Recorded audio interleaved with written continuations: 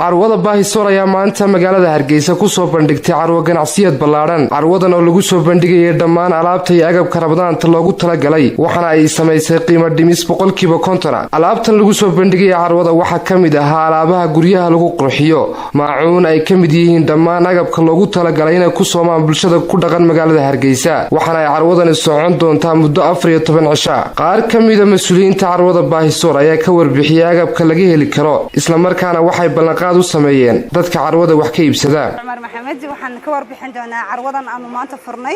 Ma sha Allah ta Ilaahay baa mahad leh.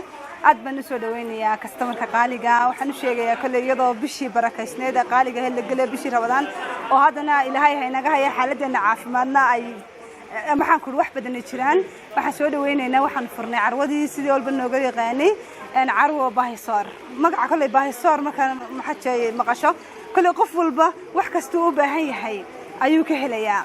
intii aad hadba meel u raadsan lahayd waxaan ka shaqaynay ama aan isku taxalluujinay inaan hal goobeed isugu ka wada keenno alaabtaada dhameystiran.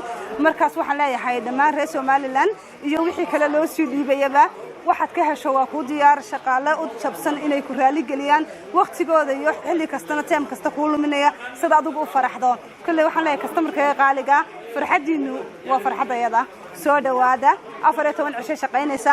haddii waliba aad naga dalbataan ama codsi noo soo jeedisaan waan idinka sii badanaynaa. waayo markasta waxaan u taaganay raali gelintiina, waxaan waqtigeega u bixinaynaa farxadiina idinkuna nala ogaada.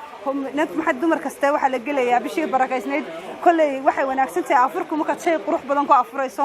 weel kasto isu eeg ama qurux badan wuxuu ka qayb qaataa cuntada inuu amateed ku siiyo inuu weel qurux badan ku afurto. marka dhammaan waxaan leeyahay soo dhawaada. waxaan u sheegayaa in bulshada qaaliga reer Somaliland dhammaan meel kasta joogto waxa ku jira waqtiga xaalad caafimaad ku jirnaa. haddana iyadoo xaalad caafimaad lagu jiro wadankii bandooyo ay kala xiran yahay kamaanu faa'iideysan inaanu shacabkayga ama bulshadeeda sixirka aanu kor ugu qaadno. laakiin waxaan u danaynay aan idinku eegnay inaan 100% konton hoos u dhigna sixirkii aan qiimo dhimis wanaagsan idin sameeyno. idinkuna waxaan rajaynayaa san waqtiga iyo qiimo dhimista iyo caafimaadkiinaba aan uga shaqaynayno inay u adeegataan. aduna waxay saaka si toos ah uga furantay 8 subaxnimo 15 bisha.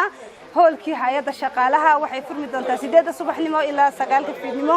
soo dhawaada. carwadani waa Baahisoor. waxaan ugu talagalnay carwadan